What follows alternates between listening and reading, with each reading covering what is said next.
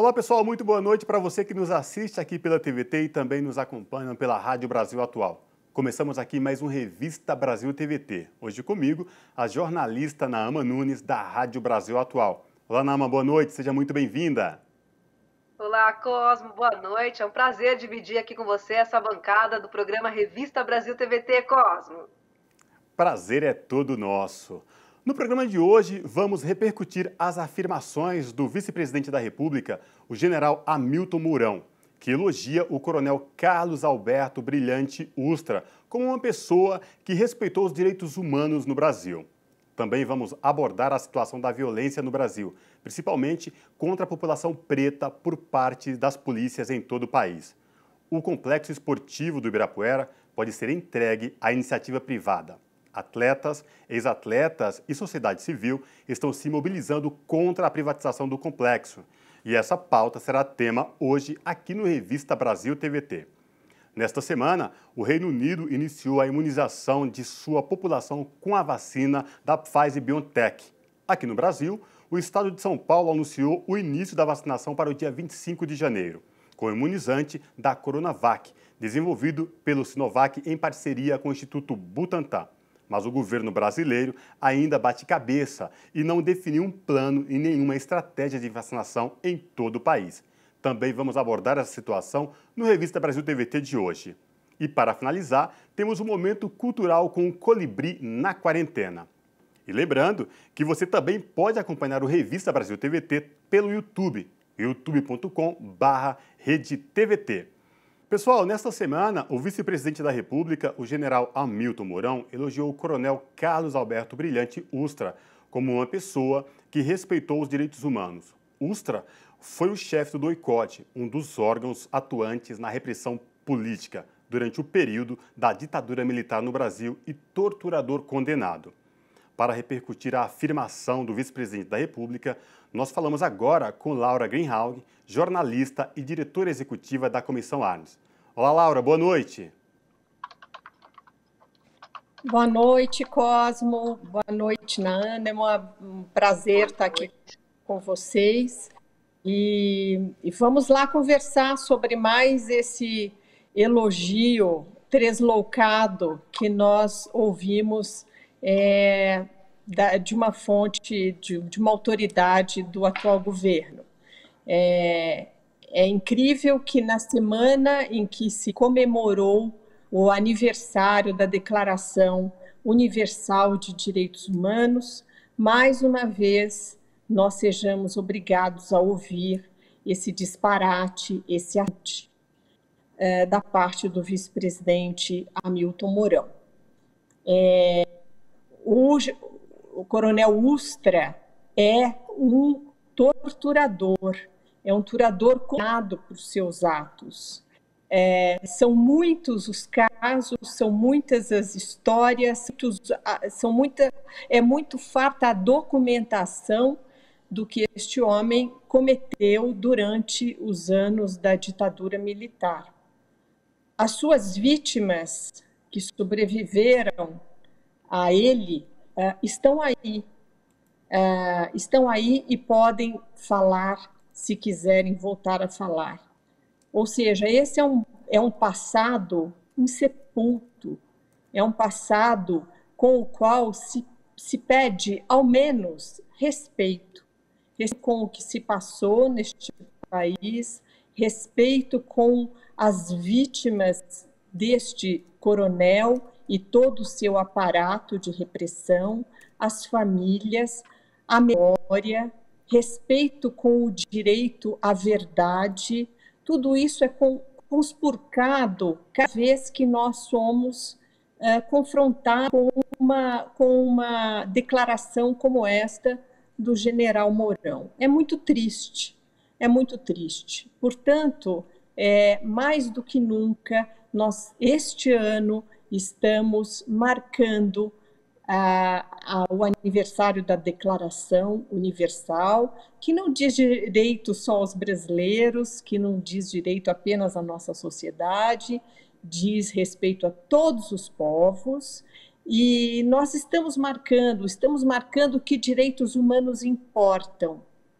E mais do que nunca eles importam, porque diariamente nós temos ouvido, presenciado, assistido ataques à questão dos direitos humanos. Começa com esse bordão que foi autorizado por setores que nós conhecemos muito bem, setores ligados ao presidente da República, ao movimento que o cerca, de que direitos humanos são só para humanos direitos, né? Isso é um bordão que gera preconceito na população, quando direitos humanos, todos têm direito aos direitos humanos, não é? E a gente tem certeza que o déficit em matéria de direitos humanos vai muito além e não tem a ver com essa categoria de pessoas que são direitas e não são direitas. Então, nós temos esse ano, mais do que nunca, nos últimos tempos, eu vou dizer, a obrigação de trazer a importância dos direitos humanos, que eles de fato estejam no centro da vida de cada brasileiro. Não importa a sua raça, não importa a sua orientação sexual, não importa o seu nível socioeconômico, a sua escolaridade, a sua religião, não importa. Todo brasileiro, ele tem que saber que ele é um indivíduo portador de direitos. Claro que portador de deveres também. Essa polarização, direitos, deveres, muitas vezes é usada para exatamente criar um obstáculo nesse processo de consciência de que nós somos seres, sim, de direitos. E nós temos, até por isso, deveres em relação a eles. Mas nós somos portadores de direitos e esses direitos têm que ser buscados, têm que ser respeitados, têm que ser aprimorados, não é? E trazer essa discussão dos direitos humanos para o nosso cotidiano, para a nossa vida. Nós temos uma lindíssima Declaração Universal. Nós temos, dessa Declaração Universal, surgiram tantos outros tratados, convenções. Nós temos uma belíssima Constituição no Brasil, que está aí justamente para nos amparar em relação aos direitos fundamentais. Então, nós temos um belíssimo ponto de partida, e nesse momento que nós temos é exatamente que refletir sobre direitos humanos, incorporá-los na nossa vida, no nosso cotidiano.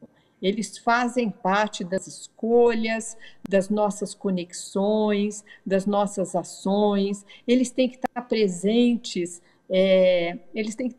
no dia a dia das famílias, na educação das crianças. Outro dia, minha filha, que já é uma advogada, me falou: mãe, você, quando nós éramos pequenos, você trouxe para nós um livrinho ilustrado que era exatamente a Declaração dos Direitos Humanos para crianças. E ela falou: olha, como aquilo foi importante na minha vida. Então, hoje, refletir sobre direitos humanos deve estar nas casas, deve estar nas escolas, deve estar em todos os setores em que nós estamos presentes. Laura, o Brasil ele já soma mais de 180 mil mortes decorrentes da Covid-19. A gente assiste o nosso país patinando aí com medidas de combate ao vírus e nós temos aqui um presidente que insiste em negar a gravidade da pandemia, mesmo com os números, né, com os especialistas alertando sobre o risco de um colapso no Sistema Único de Saúde. O Bolsonaro continua praticando seu discurso aí negacionista e dizendo que a pandemia está no finalzinho aqui no Brasil. Foi isso que ele falou nessa semana, né? E essa semana também, enquanto os diversos países aí pelo mundo afora avançam, né, no quesito da vacina, na vacinação, ele fez uma exposição ao lado da mulher dele, a Michelle Bolsonaro, com trajes da posse dele. É algo estratégico, Laura? Assim, como é que você avalia essa postura do presidente da República? Bom, eu não preciso nem dizer o quanto tudo isso me revolta, me causa indignação, né? Eu acho que eu não preciso reforçar isso. É terrível, é uma falta de respeito muito grande com todos os brasileiros, é uma falta de respeito com as famílias que perderam seus entes queridos nos hospitais, para esse vírus, que ainda hoje é um vírus cercado de incógnitas. Ainda hoje, todo dia, nós estamos vendo a comunidade científica está debruçada sobre a questão do coronavírus e a cada dia surgem novas perguntas, né? Outro dia nós vimos uma das vacinas, que é exatamente a vacina que o Ministério da Saúde estaria mais interessado em distribuir no Brasil, que é a vacina da AstraZeneca, Universidade de Oxford, e de repente nós vemos que a vacina tem um efeito se ministrado a meia dose, se ministrado uma dose inteira. Veja, eles estão indo para a finalização dos testes clínicos e, no entanto, essas dúvidas persistem. Agora, tem dúvidas em relação à reinfecção por Covid, ou seja, pessoas que tiveram infectadas há 13 meses atrás, que apresentam novamente quadro de infecção. Enfim, existem uma série de dúvidas, é um momento muito particular no planeta, né? Internacionalmente, entre todas as nações, não há quem possa dizer que não foi afetado por essa pandemia. E, no entanto, a gente está vendo é o mesmo discurso, né? É o mesmo discurso que o presidente mantém. Eu, como uma pessoa de comunicação, a minha origem, eu sou uma jornalista, eu tendo fazer uma leitura desse comportamento que chega a ser um comportamento imbecilóide, né? De uma pessoa que repete asneiras. Mas eu quero tentar entender por que ele repete essas asneiras, que além de asneiras são afrontas. Eu acho que o presidente da República, ele de tempos em tempos, ele precisa insuflar as suas bases de apoio, né? Então, ele fala, ele se comporta como um macho dominante na política, um líder autoritário, populista. Então, de tempos em tempos, ele vai falar um disparate como esse, exatamente para insuflar as suas bases, né? Isso tem acontecido, né? Daqui a uma semana nós vamos ter outra fala desairosa vindo da parte dele, não tenhamos dúvida, né? E, ao mesmo tempo que ele mantém esses focos de apoios muito fortes a ele, que eu nem digo que talvez sejam quantitativamente expressivos, mas são ali, são setores que estão com ele, não importe o que ele fale, não importa o que ele diga, nem o que ele faça, né? Então, além disso, além dele insuflar, eu acho que tem também uma orientação para que ele desvie o foco da atenção pública para os absurdos que ele diz.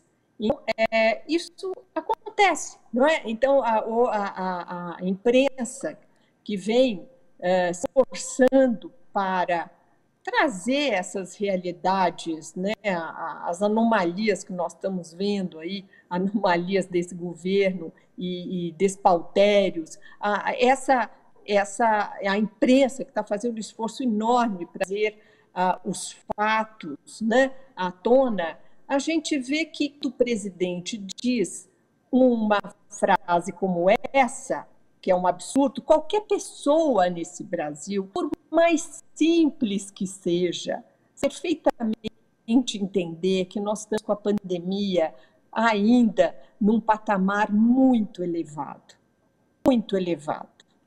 Qualquer pessoa neste país sabe o que significa você bater num posto de saúde e sequer ser atendido, ter que voltar para cá doente, com Covid, e muitas vezes para morrer em casa. Isso aconteceu muito pelo Brasil.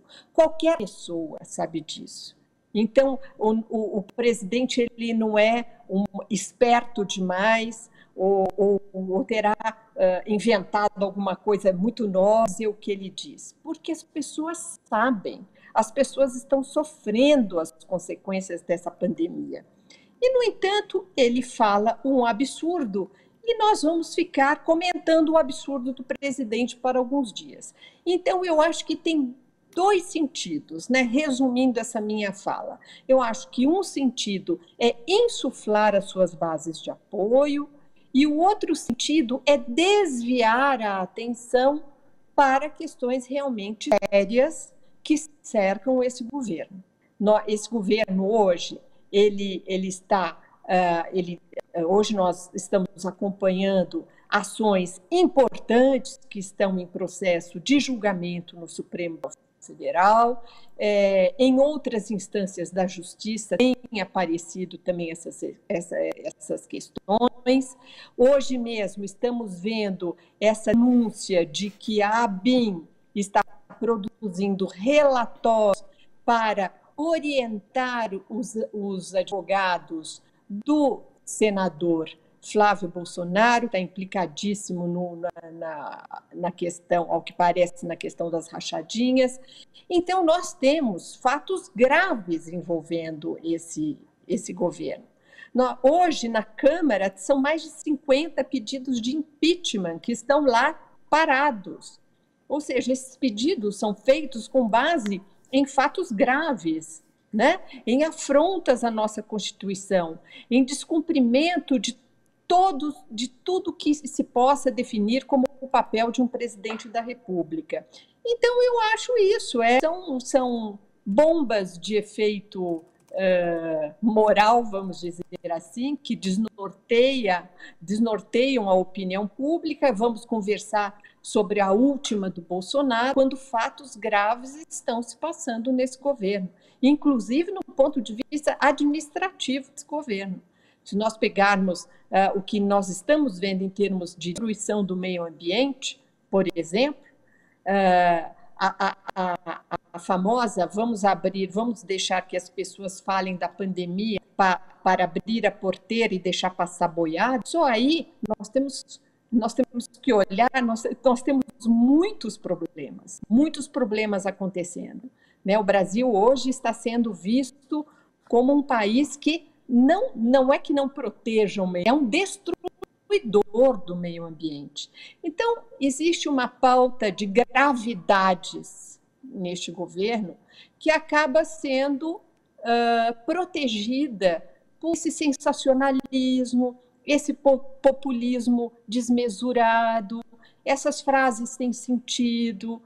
Agora, o que eu gostaria de chamar a atenção de todos é que isso é um desrespeito com os brasileiros. Isso é um desrespeito com as pessoas, com as famílias. Nós estamos num país com 14 milhões de desempregados. Isso é um grande desrespeito. O presidente gravar, porque tudo isso é gravado, né? Gravar aquelas lives, ele em eventos públicos, com crianças, inclusive, sem máscara, sem nenhuma proteção, quando o planeta sabe que a máscara é uma das poucas coisas que vem funcionando no sentido de barrar um pouco a transmissibilidade desse vírus. Então, quando ele faz esses eventos, o que é isso? Se não chamar a atenção pública para si mesmo, de uma maneira que a gente não olhe outras coisas que são mais importantes, que são mais graves, né? Esse festival de declarações sobre que envolvem o ministro Pazuello e o Ministério da Saúde, um ministério tão duramente castigado durante essa pandemia. Então, esse festival de informações desencontradas, a cada dia é uma orientação, a cada dia é uma novidade. O que é isso? Isso é a prova de que não existe nada, na verdade, definido. Que não existe nada definido. Ou seja, o papel de concertador, de organizador, de emulador de políticas públicas eficazes e eficientes nesse momento, que seria o papel do Ministério da Saúde. Onde é que está isso? Não está, não existe, não é? Então, eu acho que é isso. Eu acho que toda essa discussão, em parte, para animar os bolsões fanáticos de bolsonarismo, e, de outra parte, desviar a atenção pública para aquilo que realmente é grave. Eu acho que são esses os dois vetores deste comportamento. Laura, infelizmente nosso tempo chegou ao fim. A gente poderia continuar conversando sobre esse tema tão importante, horas a fio, mas infelizmente nosso tempo chegou ao fim. Laura, obrigado pela gentileza de falar com a gente e espero falar contigo numa próxima oportunidade. Obrigado. Obrigada a vocês. Pessoal, falamos aqui com a Laura Greenhalgh, ela que é jornalista e diretora executiva da Comissão de Defesa dos Direitos Humanos Dom Paulo Evaristo Arnes, a Comissão Arnes. E agora a gente vai trazer para você um recadinho aí do pessoal do Armazém do Campo. Se liga nesse recado.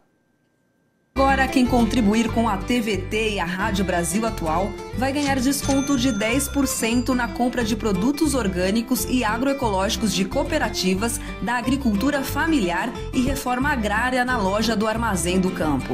Você ajuda a fortalecer a TVT e a Rádio Brasil Atual e ainda leva alimentos mais saudáveis para a sua mesa. A promoção vale apenas para os assinantes da cidade de São Paulo e fica no ar por prazo limitado. Veja como participar.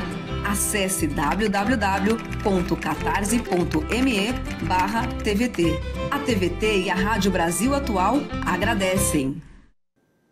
Pessoal, a Rede de Observatórios de Segurança Pública acaba de lançar um estudo inédito com dados chocantes sobre a cor das mortes pelas polícias em 5 estados do Brasil.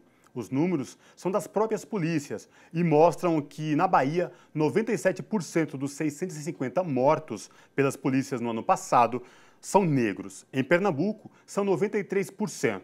No Rio de Janeiro, dos 1.814 mortos pela polícia, 86 são negros. Inclusive, esta semana, mais uma notícia de mortes em confrontos de 2 garotas pela Polícia Militar.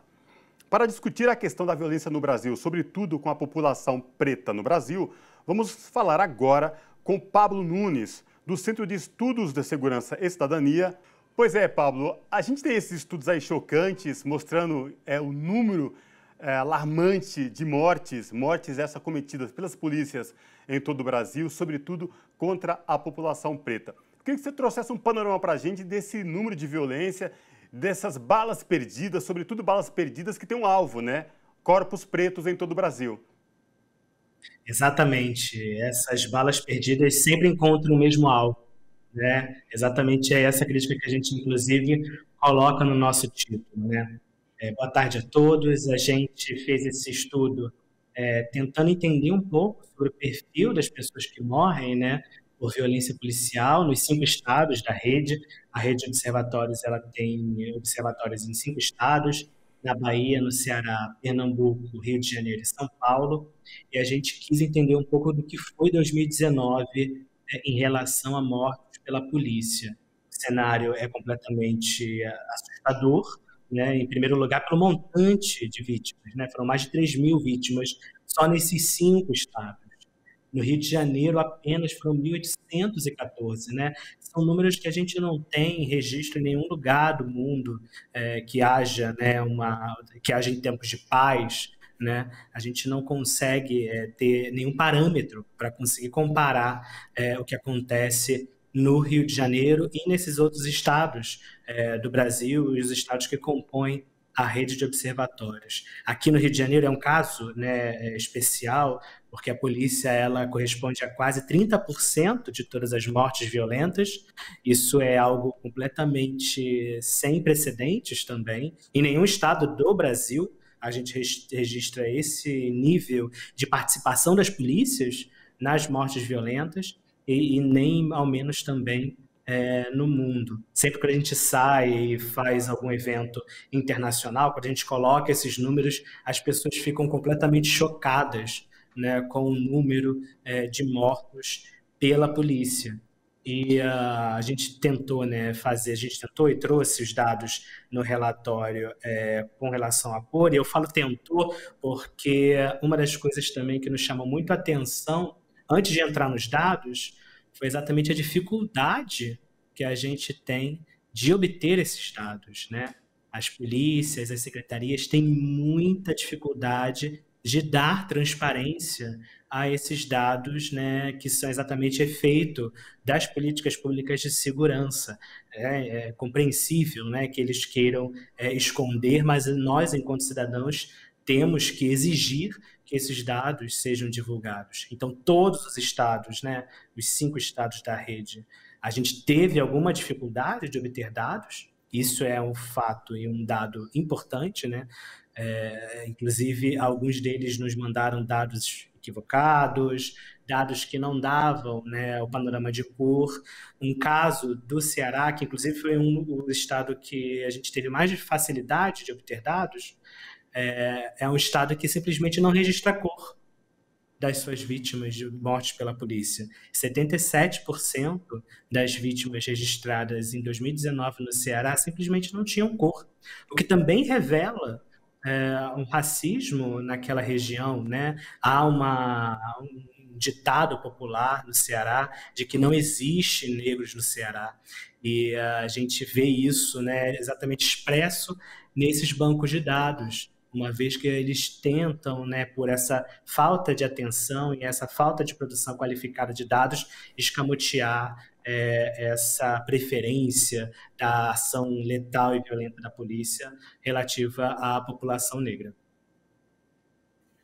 Agora, Pablo, 12 crianças morreram baleadas neste ano no estado do Rio de Janeiro. Esse número ele foi alcançado recentemente com um duplo assassinato das meninas Rebeca, né, Beatriz Rodrigues dos Santos, de 7 anos, e também da menina Emily Vitória Silva dos Santos, de apenas 4 anos, em uma comunidade de Duque de Caxias, né?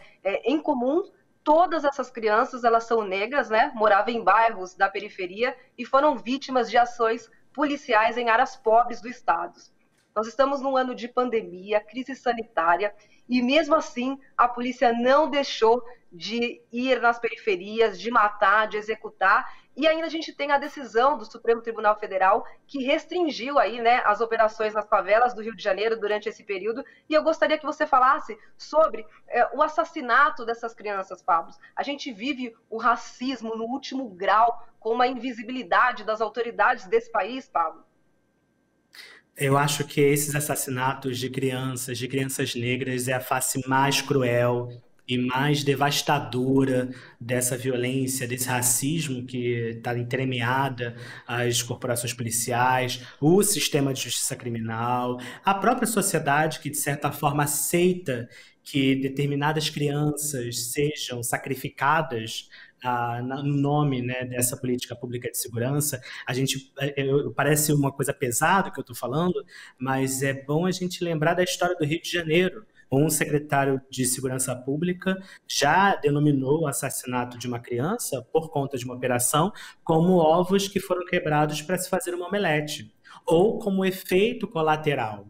Né? Por que só crianças negras de favelas, de periferias do Rio são considerados e são aceitos, né, como efeitos colaterais dessa guerra que ninguém escolheu, que não foi uma guerra escolhida pela favela e pela população negra? Essa é uma face dramática, muito, muito cruel, e acho que o ponto mais fundo, né, nesse cenário que historicamente a gente vê desenhado no Brasil como um todo. E sobre 2020, eu acho que 2020 vai entrar para a história por muitas razões. né? A gente está enfrentando coisas que realmente a gente não tinha conhecimento e nem fazia ideia de que poderiam acontecer. Mas entra também para a segurança pública exatamente nesse caso, né? Assim que começou todas as iniciativas relativas à prevenção do coronavírus, né? Pregar o distanciamento social, pregar que se lavasse as mãos, as favelas e periferias do Rio de Janeiro simplesmente ficaram à mercê e à sua própria sorte, né? O Estado não ofereceu nenhum tipo de suporte. Algumas das favelas, por conta da negligência histórica, não têm nem acesso à água encanada. Isso é importante de se frisar. E, ao mesmo tempo em que havia essa nova, né, ameaça letal do vírus, as favelas enfrentaram outra ameaça letal muito bem conhecida, que era a ação das polícias violenta dentro dos seus territórios. Então, foi muito angustiante acompanhar algumas ações de, inclusive, instituições de sociedade civil, coletivos e movimentos que se organizaram já no começo da pandemia para dar exatamente esse suporte para famílias e pessoas dentro das favelas, né, com oferecimento de cestas básicas, produtos de higiene, produtos de limpeza pessoal. Nesses momentos em que havia essas distribuições, as polícias desfechavam operações violentas. A gente chegou a registrar mortes no meio de distribuição de cestas básicas, né? É um nível de barbárie que a gente realmente, eu acho que tem poucos precedentes na história do Rio de Janeiro, que já é uma história marcada pela violência e pela ação violenta e violadora do Estado. Então, é muito impressionante esses primeiros meses de pandemia aqui no Rio de Janeiro, porque a gente viu exatamente a mão e o braço armado do Estado seguindo o seu projeto e a sua forma de agir de forma violenta dentro das favelas, enquanto as favelas tentavam, à sua maneira, dar conta daquela ameaça do vírus, né, invisível. Teve que entrar o STF, né, depois de bastante empenho da sociedade civil, articulação, pressão em cima dos ministros do Supremo para que houvesse uma decisão relativa a esse tipo de política pública de segurança que não dá certo em contextos normais e muito menos num contexto da pandemia de coronavírus. Então, a gente teve a DPF 635, que foi super importante, também vai entrar para a história, como a primeira DPF em que os signatários são coletivos de favela. Isso foi super importante, representativo. A gente teve medida liminar, e esse foi também uma amostra de que é possível fazer outra política pública de segurança, né? Na medida em que a liminar começa a entrar em vigor, em junho, as mortes simplesmente despencam, cai em 70%. A gente registra um número mensal que já é alto, de 34 mortes, mas dentro do contexto do Rio de Janeiro foi um nível baixo, histórico, relativo ao mês. E isso se seguiu uns 3, 4 meses registrando números baixos e também registrando números baixos de outros crimes, deixando por terra aquela ideia de que a polícia tem que matar criminosos para que os níveis de criminalidade decaiam. Isso é uma falácia, sempre já foi mostrado isso e agora ficou mais uma vez evidente. A polícia diminuiu as mortes e os crimes foram diminuídos também. Então, a gente viveu ali 3, 4 meses de vigência concreta dessa medida da DPF 635, mas por conta, né, inclusive a gente está passando por um processo complicado no Rio de Janeiro, né, um governador afastado, um governador interino que modificou, né, o comando das polícias, e esse novo comando já nos seus primeiros dias já deu o recado de que não ia seguir a determinação do Supremo, numa afronta sem precedentes, uma afronta mesmo ao Supremo Tribunal Federal, e a gente viu exatamente o resultado desse novo comando. Em outubro, a gente registrou 145 mortes, um aumento assustador, quase 3 vezes ao que foi registrado em setembro.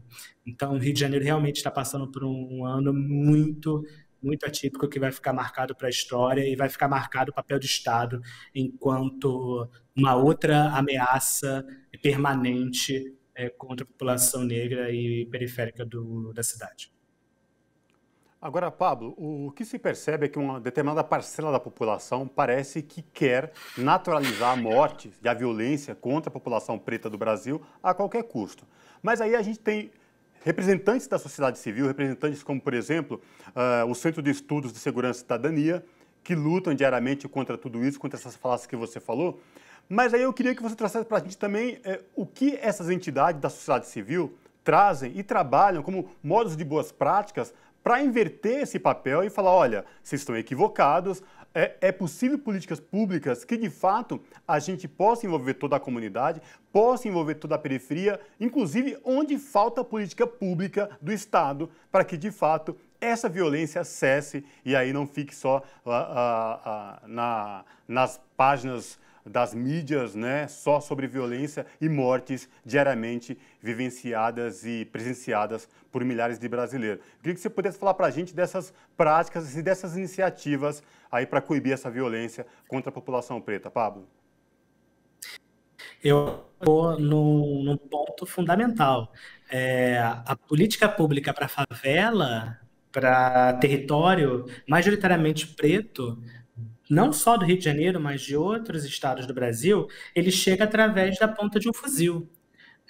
Política pública para a favela é apenas o braço armado do Estado. A gente tem que questionar isso. Por que na favela o Estado só se faz presente por meio do seu braço armado, de operações violentas, de tanques de guerra, de fuzis, de centenas de homens cercando o território?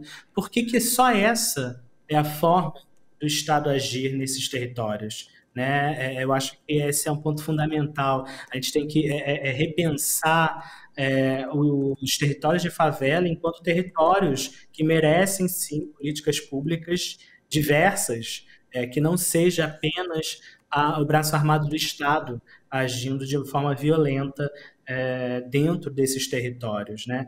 E aí a gente pode falar milhares de coisas com relação às polícias, a gente tem toda uma literatura e toda uma discussão sobre como investir, por exemplo, em inteligência, ao invés de ficar fazendo dezenas, e sem exagero, né? São dezenas de operações policiais todos os dias no Rio de Janeiro, e a gente vive o que a gente vive, né?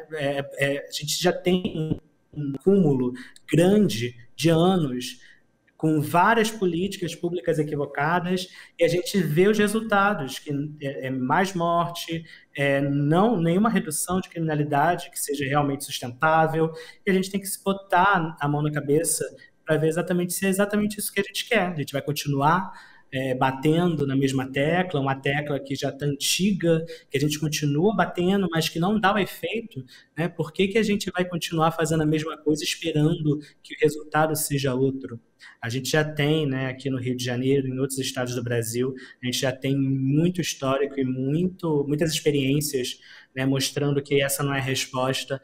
A resposta é exatamente trazer a sociedade civil, entender quais são as necessidades dos territórios, chegar com políticas públicas que não sejam apenas polícia e armas, exatamente trazer outras formas, né, e outros caminhos de futuro para a juventude dos territórios. E, enfim, tem muitas experiências que já foram testadas em vários estados do Brasil, que reduziram drasticamente os números criminais, as experiências estão aí. Agora, é bom que a gente se pergunte primeiro, né, para a gente fazer esse exercício de inflexão, se está dando certo.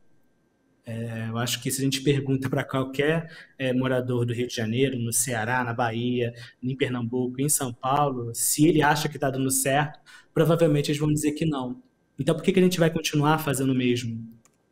Por que a gente vai continuar aceitando essas perdas colaterais? Eu acho que o Brasil, a sociedade como um todo, tem que se olhar no espelho, enxergar o racismo, enxergar os efeitos, né, que o racismo coloca na vida de cada um, né, principalmente nesse caminho, né, de aceitar e justificar essas mortes e essas atuações violentas do Estado dentro das favelas e periferias em todos os estados do Brasil.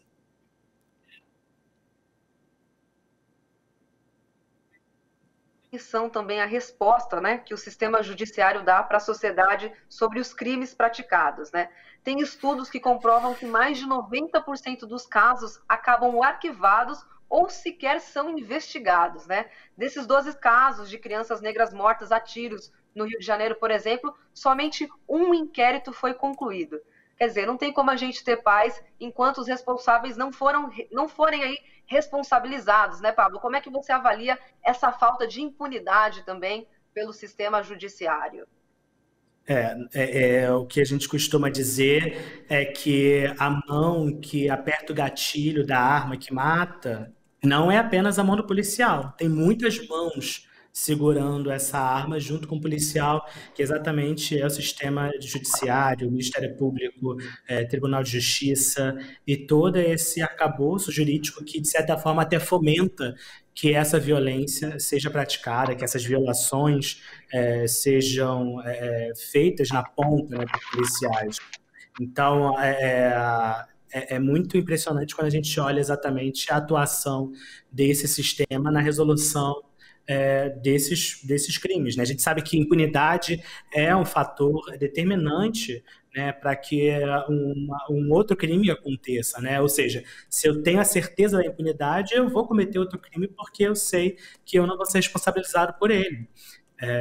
E aí o inquérito, né? Um inquérito concluído também às vezes não é nem muita coisa, né?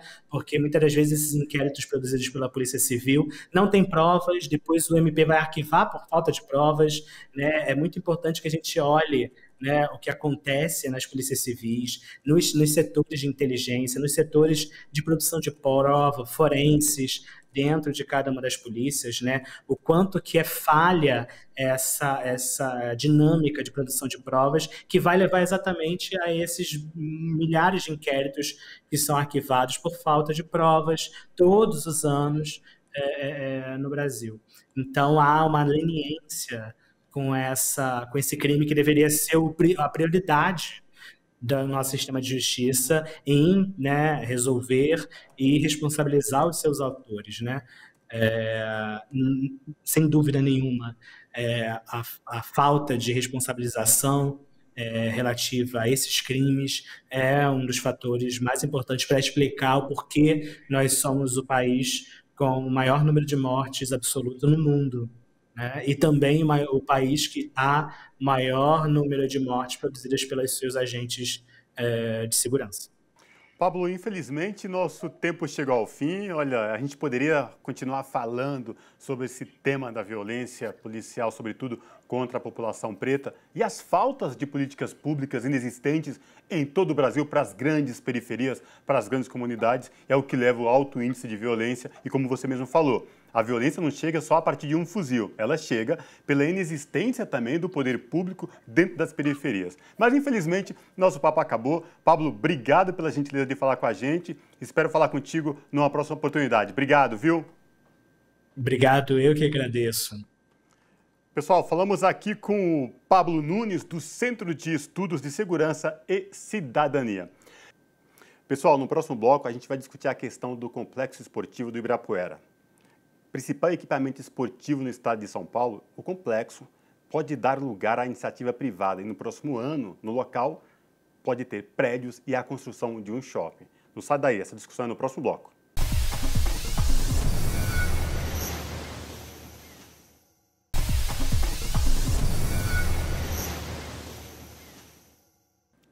De volta com a revista Brasil TVT neste domingo.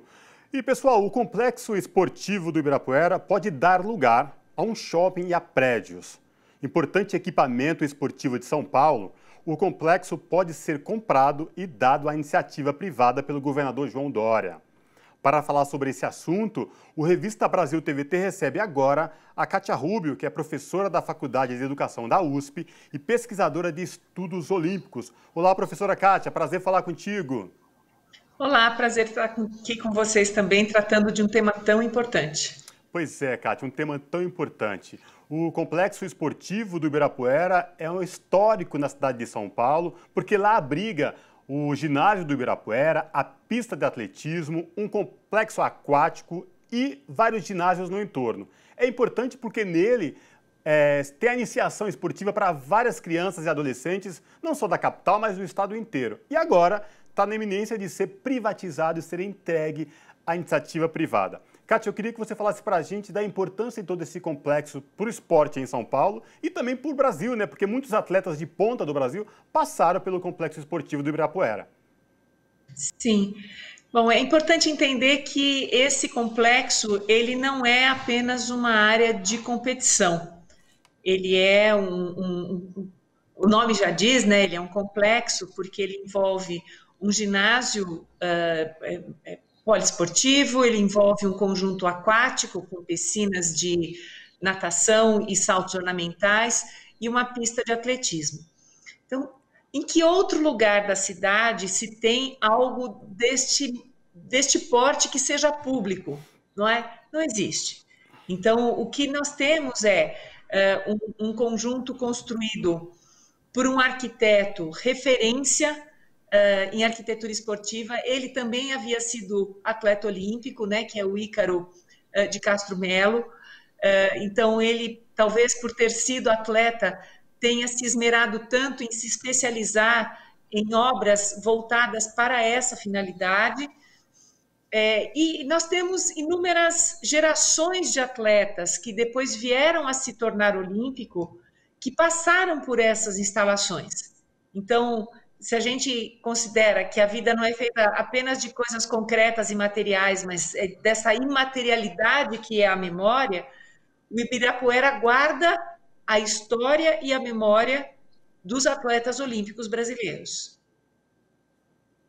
Ô, Kátia, e é exatamente sobre essa identificação, essa memória que os atletas e também os paulistanos têm com o ginásio do Ibirapuera, que eu gostaria que você comentasse aqui agora. Você acredita que essa decisão do município, do estado, é um descaso com a história do esporte brasileiro?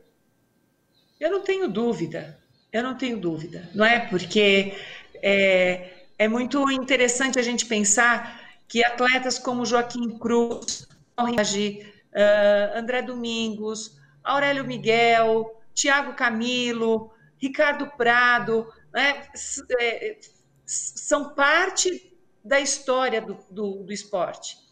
E é muito interessante que quando a gente pergunta para as novas gerações por que é que eles querem ser atletas, é certamente referenciado em alguma memória de atleta do passado que fez despertar nas novas gerações esse desejo. Não é? Então, é sempre muito importante a gente lembrar que um atleta, para chegar a ser olímpico, ele precisa entre 8 e 12 mil horas de treinamento. Né? Então, tempo, é vida que corre nas veias de quem faz esse tipo de projeto. Ou seja, atleta não se compra em shopping center. E se houvessem poucos centros de compra na cidade, é compreensível que se queira uma área tão nobre como a do Ibirapuera para fazer mais um. Mas, nesse caso em específico, é um assalto, né? É um roubo da população de São Paulo de um espaço que é público. E se vocês observarem o projeto como ele hoje está, ele tem o formato de um vaso sanitário, e não é à toa que ele está sendo chamado de privadão.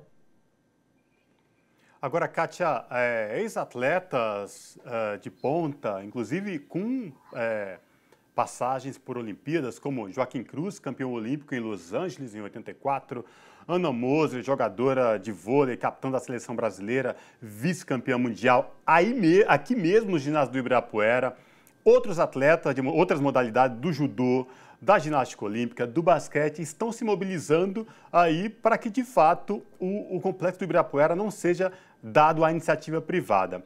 Eu queria que você falasse para a gente mais sobre tudo isso, né? Sobre não só essa importância, mas ele como um vetor de responsabilidade social, que é tirar crianças a iniciação esportiva e também levando aí, quem sabe, para ser um futuro atleta olímpico, como Joaquim Cruz, Ana Moser, enfim, tantos outros que passaram pelo complexo. É muito interessante ver essa mobilização num ano como este, né? 2020 traz consigo a marca da pandemia, do isolamento físico, né? desse distanciamento social, mas também a gente observa no mundo o engajamento de atletas, por exemplo, nos Estados Unidos, com a morte do George Floyd.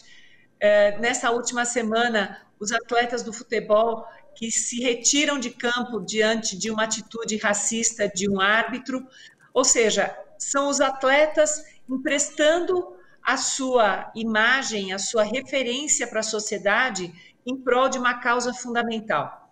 O Ibirapuera não é um espaço apenas de competição. O Ibirapuera é um complexo que abriga projetos sociais, que abriga residência de atletas, que abriga a oferta de atividade física e esportiva para a população, ou seja, é um bem público. E como tal, ele deveria ser tratado. E não uma moeda de troca, sabe-se lá o que em troca deste grande patrimônio da cidade, num ano como esse, né? Então, a luta dos atletas pelo complexo do Ibirapuera é mais do que simplesmente defender o interesse próprio. Os atletas estão engajados numa causa que é essencialmente social. Nós queremos, sim, um ginásio do Ibirapuera que é histórico, que carrega a memória do esporte brasileiro, mas a gente quer um ginásio digno. Nós não queremos alguma coisa sucateada como deixaram, abandonada como deixaram, para que fosse desvalorizado e agora vendido como alguma coisa deficitária. Patrimônio público não gera lucro, patrimônio público não tem déficit, porque ele serve à população. E é assim que o ginásio complexo do Ibirapuera deve ser tratado. Ô, Kátia, o governo ele alega que a privatização do ginásio do Ibirapuera é necessária porque traz um déficit de 10 milhões de reais no caixa, né? E por isso, então, aí faz-se necessário aí você entregar o equipamento para a iniciativa privada, né? Partindo dessa lógica, você acredita que São Paulo ela passa a ser governada sobre a lógica do lucro, do dinheiro? Tanto faz o que esses equipamentos significam na vida dos atletas, na vida da sociedade, na vida do jovem que sonha, né, em ser em praticar esporte de uma forma profissional. É isso que a gente está vendo em São Paulo? Sim, é um desmonte da coisa pública. Não é? Então, em audiência realizada ao longo desta semana, são observadas várias falhas no processo, no ritual dessa licitação. Né? Então, começa que o Condefat não aceitou discutir esse complexo como um patrimônio importante para a memória da cidade, né, e do Estado. Depois observa-se que o Estado coloca à venda um equipamento público que está assentado sobre um terreno que é municipal. E o município não foi consultado sobre essa licitação. Então, por isso, na sexta-feira à tarde, algumas entidades esportivas e acompanhado de vereadores e deputados entrou com uma representação no Ministério Público contra esse processo, não é? Porque, ao que tudo indica, o processo foi concluído de forma ilegal. Agora, Kátia, você falou de tudo isso, né? O que representa e o que está acontecendo. O que está sendo feito efetivamente no meio, por exemplo? Você é professora da USP, no meio esportivo e pesquisadora olímpica. O que além dessas audiências públicas, está sendo feito para se preservar, de fato, aí, o complexo do Ibirapuera e não deixar que ele seja entregue à iniciativa privada? considerando a rapidez com que esse processo aconteceu, as pessoas do meio esportivo foram pegas um pouco de surpresa, mas rapidamente elas se mobilizaram. Então, o Grupo Esporte pela Democracia encampou esse projeto, começou uma grande mobilização, diferentes grupos de atletas e de federações esportivas começaram a se mobilizar. Nessa última semana, o Comitê Olímpico do Brasil e a Comissão de Atletas do Comitê Olímpico do Brasil também se manifestaram. Enfim, há uma grande mobilização por parte das instituições esportivas e dos atletas. Então, domingo passado foi dado um abraço no Ibirapuera, mostrando que mesmo durante a pandemia, as pessoas se expuseram dispostas a defender aquilo que é considerado importante para o esporte. E uma grande contribuição são as federações e confederações mostrando, diferentemente daquilo que havia sido dito inicialmente, que as federações eram favoráveis à privatização, elas vêm a público dizer assim, não somos não. E tanto não somos que estão aqui os documentos, cartas, ofícios, mostrando que somos contrários. E essa representação que entrou no Ministério Público nessa última sexta-feira, assinada por entidades, tanto da sociedade civil como entidades esportivas. Agora, Kátia, quando a gente fala sobre essas ilegalidades nesse processo, faltou, na sua opinião, mais transparência também ao longo de todo esse percurso? Você acredita que o sistema judiciário também pode colaborar de alguma forma para que isso não ocorra, essa privatização não seja concretizada? Qual que é a avaliação que você faz? Como eu disse, como foi tudo muito rápido, não se percebia no princípio uma agilidade em relação a isso, mas nessas 2 últimas semanas, tanto vereadores como deputados começaram a se mobilizar, vereador Suplicy, a bancada feminista do PSOL na Câmara, na Assembleia Legislativa, a Associação do Direito urbano, se eu não me engano, enfim, advogados, juristas, promotores também abraçaram essa causa e agora constroem todos os argumentos e as ferramentas necessárias para entrar de vez nesse jogo e entrar no jogo para virar e ganhar. Não é simplesmente para competir, mas esse é um jogo para se virar e ganhar. Agora, Kátia, você falou inclusive aí da mobilização por parte de algumas confederações e federações. Se não me falha a memória, a Federação Paulista de Vôlei ela é sediada lá, inclusive, no Complexo Esportivo do Ibirapuera. E a Federação Paulista de Vôlei é uma importante federação no país, com um dos campeonatos regionais mais fortes do país. O que a Federação Paulista de Vôlei fala sobre isso? Você tem alguma informação nesse tocante? Não tenho informação sobre a Federação Paulista, mas nessa audiência que aconteceu na última sexta-feira, o presidente da Confederação Brasileira de Atletismo estava lá, a Federação de Natação, de Desportos Aquáticos, também apoia essa manifestação, a Esgrima apoia essa manifestação, enfim, importantes federações e confederações de esporte no Brasil, inclusive o Comitê Olímpico do Brasil, se manifestaram contrários a essa determinação. Você falou, inclusive, Kátia, da mobilização por parte de alguns parlamentares, né?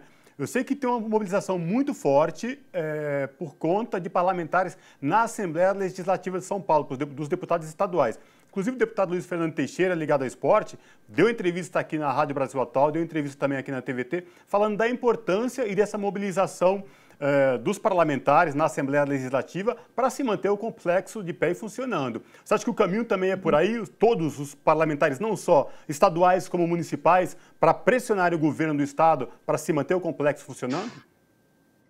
certamente. O deputado Nabil Boudouik também participando disso ativamente, o vereador Eduardo Suplicy também participando ativamente, ou seja, é uma questão que é sensível a todos os âmbitos da sociedade, aos três poderes, e não vai ser fácil passar por cima de uma mobilização como essa. Hoje, o abaixo-assinado já contra a privatização já conta com mais de 80 mil assinaturas, e esse número não para de crescer à medida que os meios de comunicação dão visibilidade ao tema, mostram a importância desse complexo não só para a cidade, mas para o país como um todo. O complexo do Ibirapuera é uma referência para o país, ele precisa ser cuidado para ser usado como deve ser, e ele precisa ser preservado pela sua importância histórica. Ô, Kátia, o que você diria para os jovens que sonham com o ginásio do Ibirapuera, que têm desejo de treinar, de se profissionalizar lá? Qual a mensagem que você daria para essas pessoas agora? Que é importante compreender a importância de um espaço público como aquele para as gerações atuais e futuras. É preciso cuidar da coisa pública. É preciso preservar aquilo que é um direito do cidadão. E espaço público não foi feito para gerar lucro. O espaço público foi feito para atender às necessidades de cidadãos que pagam impostos para manter a cidade, que pagam impostos para manter os funcionários que cuidam dos espaços públicos. Então, alegar um déficit de um equipamento público é leviano, porque aquilo não é um ginásio privado gerado para dar lucro. Não é? Então, que se engajem, que essa geração que pretende ser atleta, que se engaje nessa luta em defesa do Ibirapuera, para que vocês também possam um dia sentir o gosto de pisar numa pista de atletismo, de dar uma largada numa piscina como aquela, ou fazer parte da história de um ginásio como o Ibirapuera, que assistiu times como o de basquete masculino campeão do mundo brasileiro, com atletas maravilhosos como Vlamir Marques, como Mauri, como Rosa Branca, ou como as gerações do vôlei mais atuais, que ganharam títulos naquele ginásio e, mais do que tudo, fizeram o voleibol, o handebol serem a potência que hoje são. Nenhum atleta se constrói da noite para o dia. Nenhuma modalidade esportiva se firma num país como o nosso sem tempo. Então, é preciso preservar aquilo que é patrimônio público e nós temos que nos envolver nessa causa. Kátia, você lembrou muito bem, né, dos esportistas e conquistas recentes lá. O time masculino de vôlei, a seleção brasileira, foi campeão da Liga Mundial aqui no ginásio do Ibirapuera. A seleção feminina de vôlei foi vice-campeã mundial. E você traz tudo isso para a gente nesses momentos atuais, das conquistas atuais. Mas você lembrou muito bem das conquistas dos atletas lá de trás, né, do basquete, do handebol. Mas, enfim, eu queria falar contigo agora sobre a questão da preservação, porque o Ibirapuera já vinha necessitando de reforma há um bom tempo, não só o ginásio, como a própria pista que sediou o Troféu Brasil de Atletismo e o complexo aquático. Você acha que foi meio que proposital deixar indo sem reforma, deixar sem nenhuma preservação, para depois chegar e falar assim, olha, não tem utilidade, vamos privatizar, é a solução? Essa é uma prática que a gente tem visto com frequência, não é? Então, é mais ou menos como uma pessoa que vai ficando velha e quando ela tem uma doença, você fala assim, não tem mais o que fazer. Né? Então, acende uma vela, reza e espera a morte chegar. Então, a impressão que dá com os equipamentos públicos hoje é esse, né? Então, abandona deixa deteriorar a ponto de ter que ser, de precisar de intervenções radicais. E aí, assim, sugere a demolição, mas mais do que tudo, vende-se a preço muito baixo. Quais os interesses de quem vende um equipamento público a esse preço? É preciso entender qual é esse processo.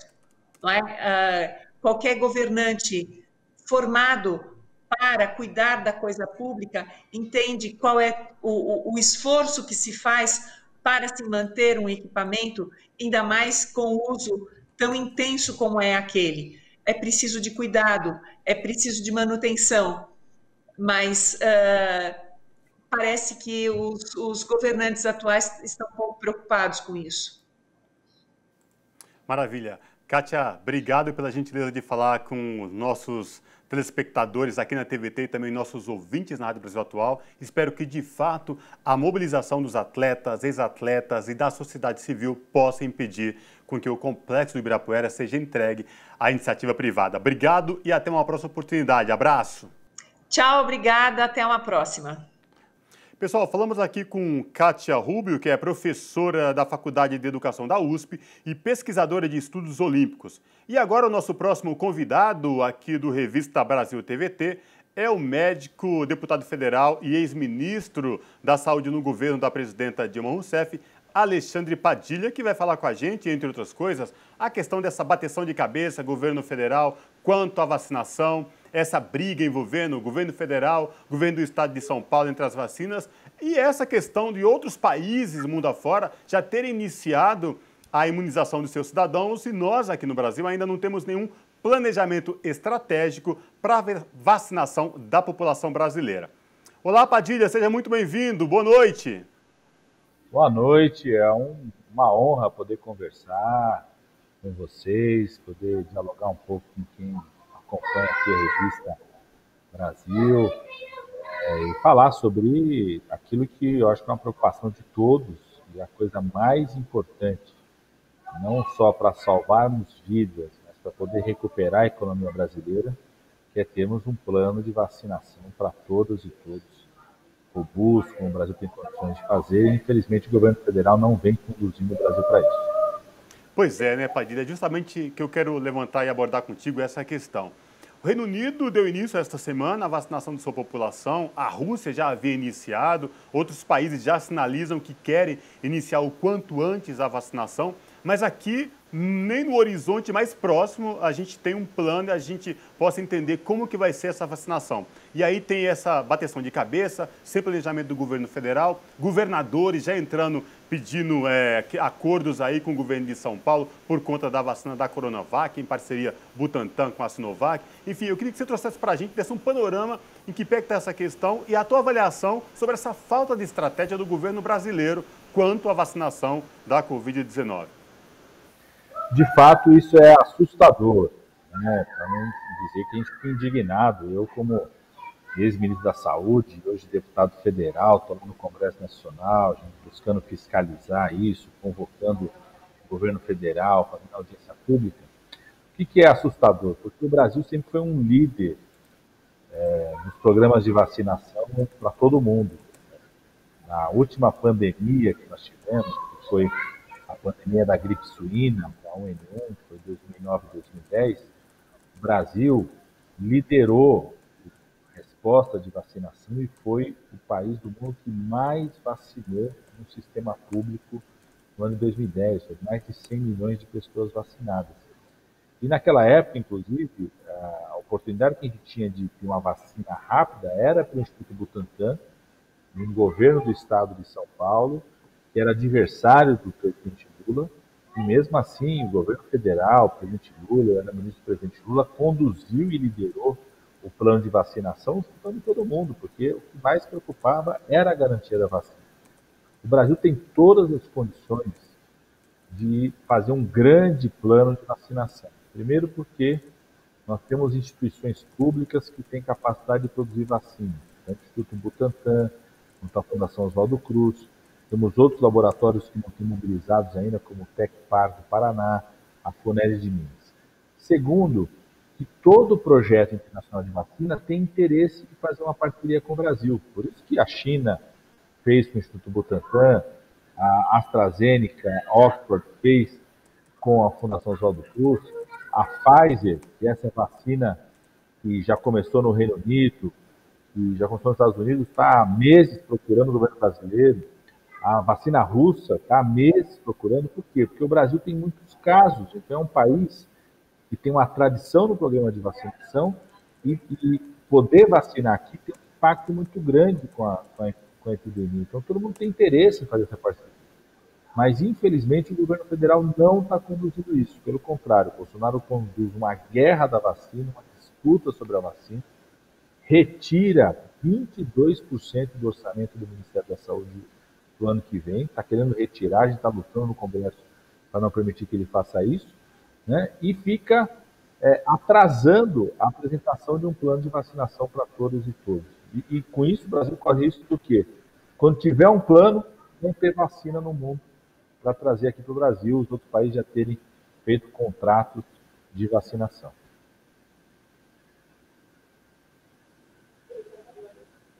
Mortes por dia nesta semana, nessa última semana, já são mais de 180 mil mortos, desde o início da pandemia.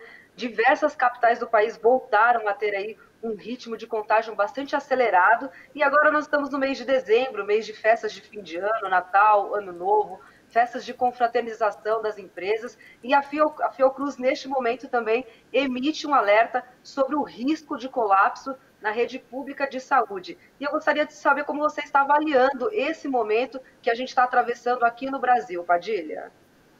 É um momento muito grave. O Brasil, a pandemia no Brasil, o pessoal fala de primeira onda, segunda onda, terceira onda. Na verdade, a pandemia no Brasil funcionou como aquela pororoca que tem, que o Rio Amazonas chega ali no mar, horas de onda, não para de, em nenhum momento ficar calmo o mar. É assim que funciona a pandemia no Brasil. O Brasil é o único país do mundo que ficou mais de 14 semanas com mais de 1.000 mortes por dia. Depois deu uma reduzida no número de mortes, mas nunca chegou a um patamar baixo. E agora, das 3 semanas para cá, voltou a crescer fortemente, e essa sinalização da ocupação dos leitos de UTI, a gente tem cidades já com 80%, 90%, aqui a cidade de São Paulo, por exemplo, a Santa Casa de São Paulo já ultrapassou 100% a sua capacidade de internação para a Covid-19. Quando você tem essa ocupação dos leitos de UTI, isso aí é a ponta do iceberg, porque para uma pessoa que está internada na UTI, ela se infectou há 10 dias atrás. Nesse período, ela pode ter contaminado outras pessoas. E quando aumenta a aglomeração no final de ano, como estava falando, o negócio de fazer happy hour, festa empresa, pessoal indo para o comércio para comprar presente, Réveillon, nós estamos no meio de uma bomba relógio que pode fazer com que rapidamente o Brasil volte a ter os mesmos patamares de mortes, de 1.000 mortes por dia, como nós temos durante 14 semanas. Então, é um momento de muita preocupação, e uma postura do governo federal incentivando isso, né? Incentivando que as atividades continuem do jeito que está, não pode ter restrição. O Bolsonaro o tempo todo fala sobre isso. O ministro do Turismo, na semana, disse que não tem que parar o fluxo do turismo. Ou seja, está em marcha, mais uma vez, uma postura irresponsável, quase genocida, por parte do governo Bolsonaro, de jogar boa parte da população brasileira, sobretudo a mais pobre, que é quem mais sofre. O maior número de mortes está entre os negros e negras, o maior número de mortes está nas periferias, nas comunidades mais vulneráveis, jogando a maior parte da nossa população brasileira de novo no leito da morte. Agora, Padilha, essa confusão aí, quando eu falo confusão, é porque o governo federal tem essa falta de organização generalizada no que diz respeito à vacinação, que vacina nós iremos usar, qual vacina primeiro será aprovada. Por outro lado, tem o governo do estado que já diz que a partir do 25 de janeiro, São Paulo já começa a imunização para os seus cidadãos aqui no estado, com a produção da Coronavac, em parceria com o Instituto Butantan e a Sinovac. A minha pergunta é, Padilha, essa confusão envolvendo o governo federal, governo de São Paulo do estado, governo do estado de São Paulo, quem perde é a população por falta de organização, por falta de um entendimento, não só do governo federal, mas para unir e gerenciar toda a federação, os governos, as prefeituras e ter um plano unificado para que, de fato, não exista essa confusão toda envolvendo aí essa questão da vacina? O primeiro que perde é o povo, porque não existiu um plano organizado, vai adiar o começo da vacinação no Brasil e vai fazer com que o Brasil perca a possibilidade de trazer vacinas para cá. Porque enquanto o Brasil não se decide, não organiza, não antecipa a contratação de vacinas, os outros países estão contratando, estão anunciando planos, estão começando a vacinação. Daqui a pouco, quando o Brasil se acertar nessa guerra, né, já não tem mais vacina para o Brasil. Então, em primeiro lugar, quem perde é o povo. E também perde a recuperação econômica, porque só existe ambiente para recuperação econômica, para voltar a investimento, se você tiver um ambiente seguro do controle da pandemia. Então, nós estamos perdendo na saúde e na economia. E a única forma de um país do tamanho como o Brasil fazer um plano de vacinação para toda a sua população, que a gente precisa desse plano para toda a população, é o Brasil aproveitar a força que tem, a tradição que tem e até a capacidade financeira e fechar parcerias de aquisição de vacinas com todos os projetos possíveis. Para a gente ter o volume de vacinas suficiente para vacinar toda a nossa população no primeiro semestre do ano que vem, por exemplo, a gente precisa fazer isso para estancar o crescimento da pandemia, a gente precisa ter parceria com a vacina russa, precisa ter parceria com a vacina da Pfizer, que é essa do Reino Unido, precisa ter parceria com a vacina da Fundação Oswaldo Cruz, com a Oxford, parceria com a Instituto Butantan, potencializar ao máximo a nossa capacidade de produção, e para isso o Brasil precisa sinalizar que quer, ou seja, fechar pré-contratos, como nós falamos. Como fez para a vacina da AstraZeneca, que é a Fundação Oswaldo Cruz, o Brasil já colocou cerca de R$1 bilhão para isso. Como vai fazer para um outro consórcio nacional de vacina, quase 2 bi. Tinha que ter feito já o governo federal chegar para o Instituto Butantan e para a China e falar o seguinte: eu quero antecipar a compra de X milhões de doses. Tinha que ter feito com a Rússia, falar o seguinte: eu quero antecipar a compra. Se a vacina de vocês se mostrar eficaz e segura, eu quero já estar na fila, primeiro da fila para compra, com X milhões de doses. Ou seja, o Brasil teria que estar fazendo isso. Infelizmente, não é essa a postura do governo federal. Então, quem vai perder é a população e também vai perder a recuperação da economia. Porque a gente só vai recuperar com a economia se tiver ambiente seguro para investimento econômico. Agora, Padilha, você tem falado já há algum tempo sobre a necessidade da gente garantir essa vacina para toda a população brasileira. Você tem chamado essa discussão envolvendo o Congresso. Aliás, o Congresso está aí desde o começo tomando várias iniciativas frente no combate ao coronavírus. E eu queria que você falasse sobre isso. Por que é importante a gente já fazer também essa discussão para que toda a população, sobretudo a mais pobre, de periferia, também tenha acesso a essa vacina assim que ela for disponibilizada aqui no nosso país? Primeiro, porque o governo federal não está fazendo isso. Então, o Congresso Nacional tem que assumir as rédeas, a sociedade como um todo. Nós encaminhamos, inclusive, emendas agora, nessa próxima semana, vai votar as diretrizes do orçamento do ano que vem, não vai ser orçamento ainda, mas as diretrizes do orçamento. Vai votar uma medida provisória que antecipa R$2 bilhões do governo federal para participar de um consórcio internacional de vacinas. Então, a gente quer colocar dentro desses projetos, nesse momento, a obrigação de que a vacinação aconteça para todos. Por quê? Porque você tem que ter no horizonte quantas doses de vacina você vai precisar para o país para vacinar toda a população. Quantas seringas, quantas agulhas, porque com isso você mobiliza a indústria que produz seringa, a indústria que faz agulha, a parte da refrigeração. Então, esse plano tem que ser antecipado até para a indústria produzir isso, porque senão, quando for apresentar, a indústria vai pedir mais 3, 4 meses para produzir seringa, para entregar agulha, para entregar refrigerador. O que está acontecendo até agora? A gente tem um plano, o plano que o governo federal apresentou até agora é um plano que é um saco vazio. Por quê?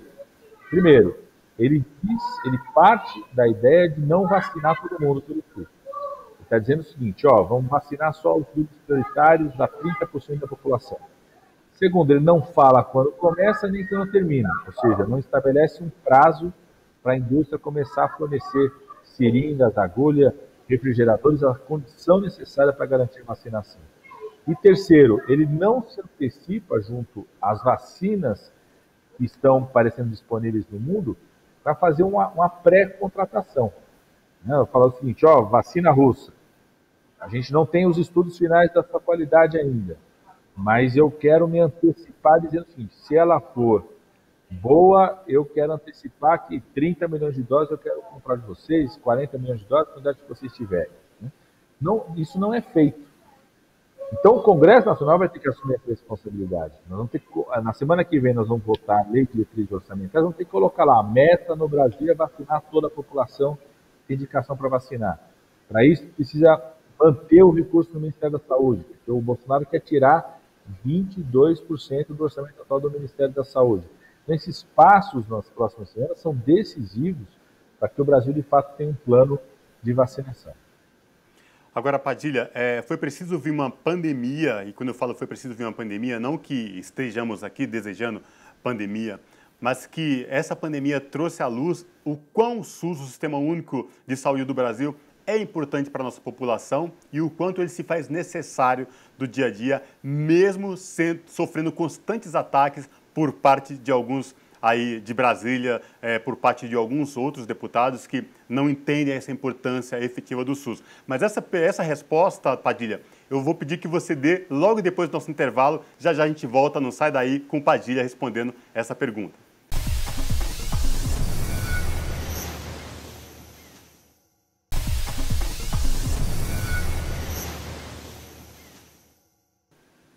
Voltamos com Revista Brasil TVT e conversando com a gente aqui o deputado federal, médico sanitarista e ex-ministro da Saúde no governo da presidenta Dilma Rousseff, Alexandre Padilha. Padilha, antes do intervalo eu te fiz a pergunta sobre a importância do SUS, né? Foi preciso essa pandemia para que as pessoas, a sociedade como um todo, entendesse a importância do SUS num momento tão crucial a qual a população brasileira vem vivendo, né, Padilha? É isso mesmo, né? Muitas vezes, em momentos difíceis, a população, a própria sociedade, uma parte da imprensa que nunca mostra, né, o papel do SUS, nunca mostra lá o SUS, mostra o SAMU, mas não fala que o SUS é do SAMU, o SAMU é do SUS, né? Infelizmente, só em momentos difíceis como esse, né, que se percebe a importância de que a saúde não pode ser uma mercadoria, não pode ser algo que você tenha que comprar ou que alguém tenha que vender.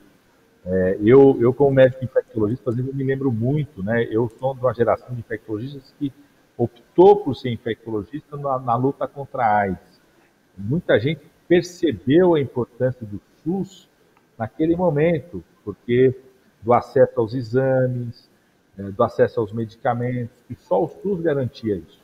Só para vocês terem ideia, nesse momento da Covid-19, 93% dos exames realizados para a Covid-19 no Brasil foram feitos pelo SUS.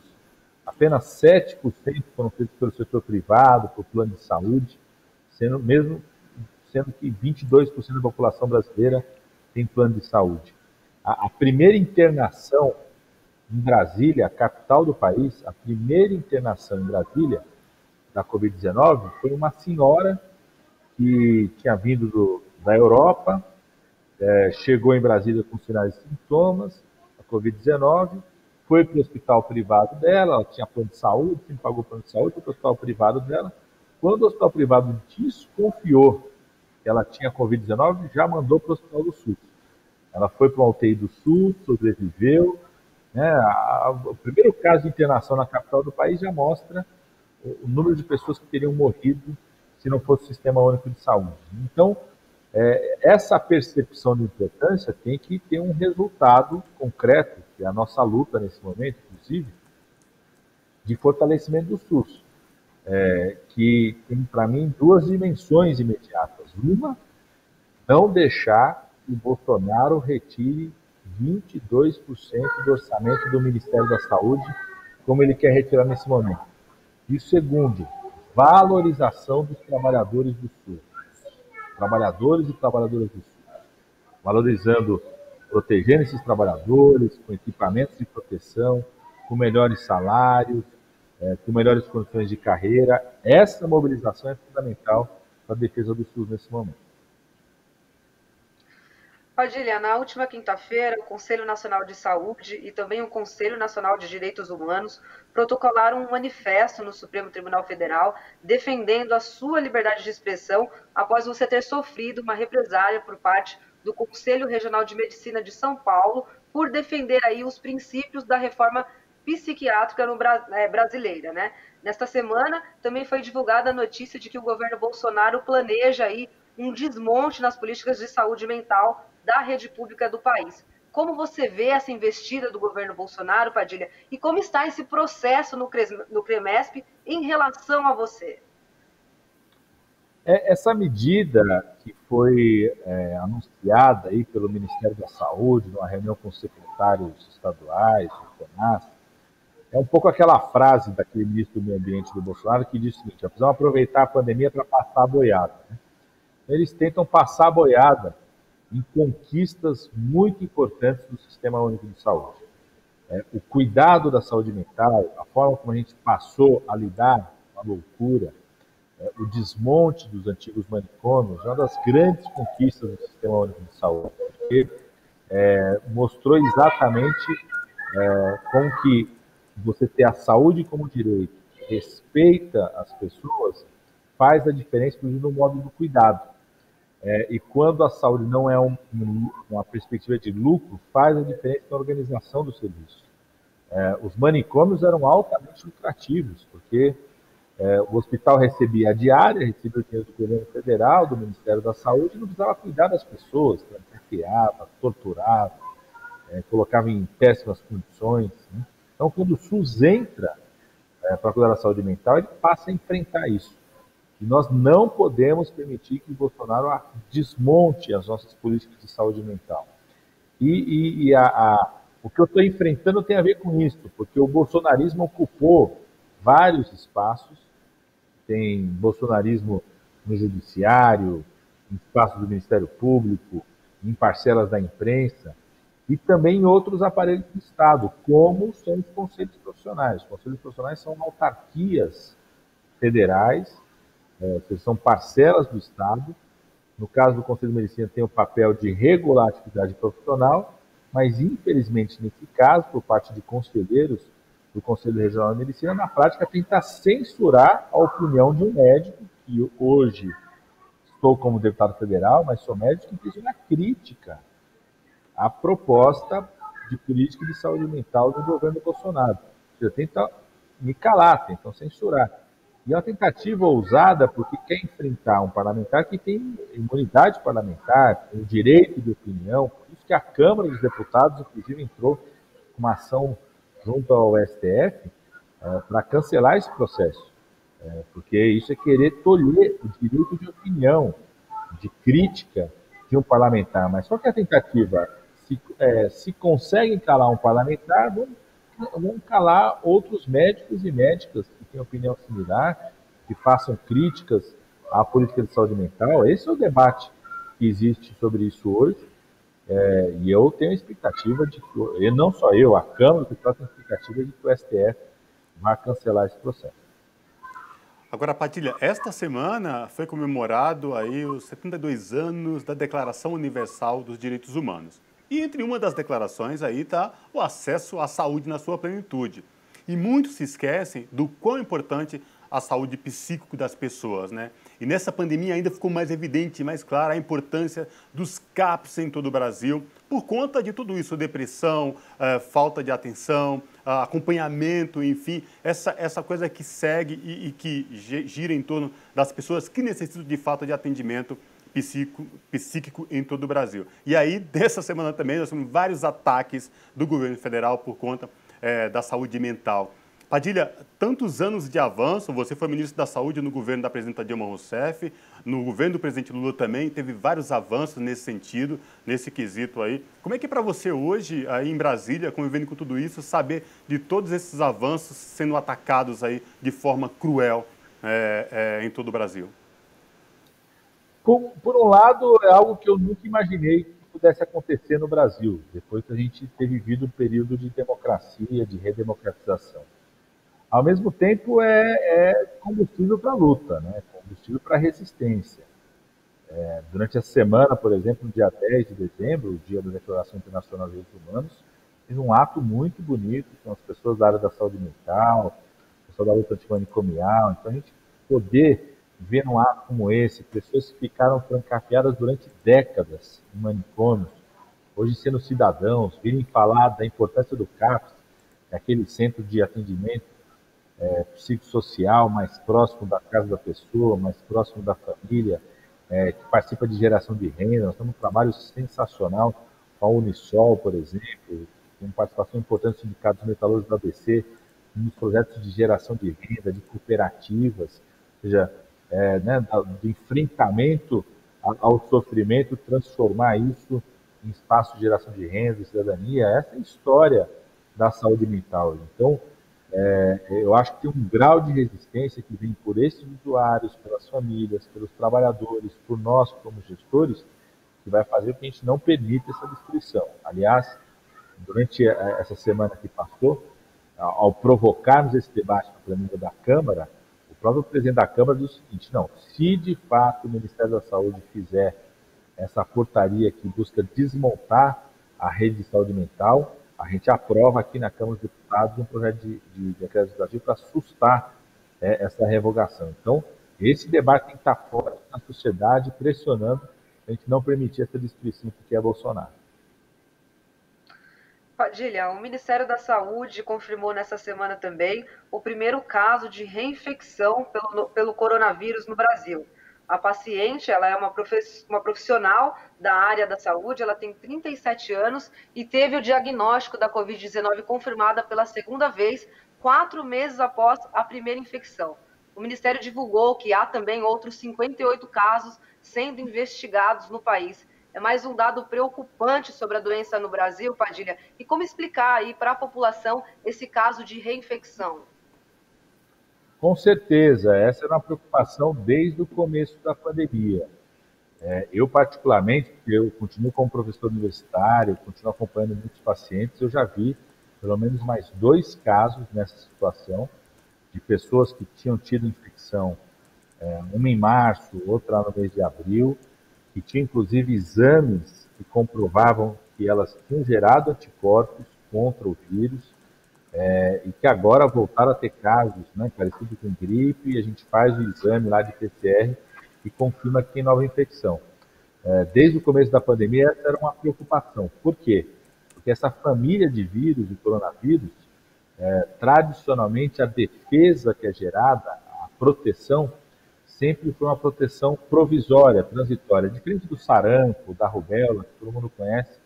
Pegou sarampo uma vez, nunca mais vai pegar na vida. Rubéola pegou uma vez, nunca vai pegar na vida. Catapora pega uma vez, nunca mais vai pegar na vida.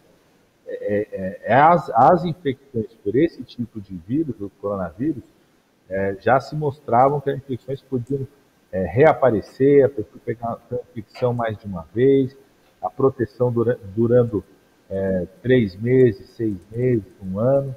Então, desde o começo, a gente já imaginava que esse era um fator que poderia manter a pandemia por mais tempo. E não tenho dúvida nenhuma que tem uma combinação desse crescimento de casos no Brasil.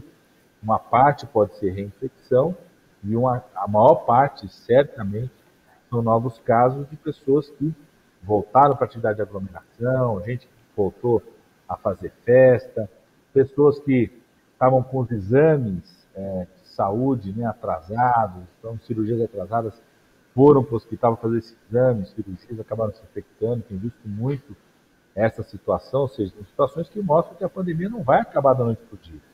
Queria lembrar a todo mundo, a pandemia da gripe suína, H1N1, durou 14 meses entre 2009 e 2010. E aquela pandemia, desde o começo, tinha medicação eficaz, rapidamente se descobriu uma vacina, e mesmo assim durou 14 meses. A Covid-19, o vírus transmite muito mais. Nós não temos vacina na escala ainda, estão começando a ter as primeiras vacinas eficazes, e não temos um medicamento eficaz contra o vírus. Então, a tendência é que a pandemia dure muito mais do que 14 meses. Eu aposto, inclusive, acredito que essa pandemia vai durar até primeiro semestre de 2022. Significa que a gente vai ter que ficar trancado até lá? Não.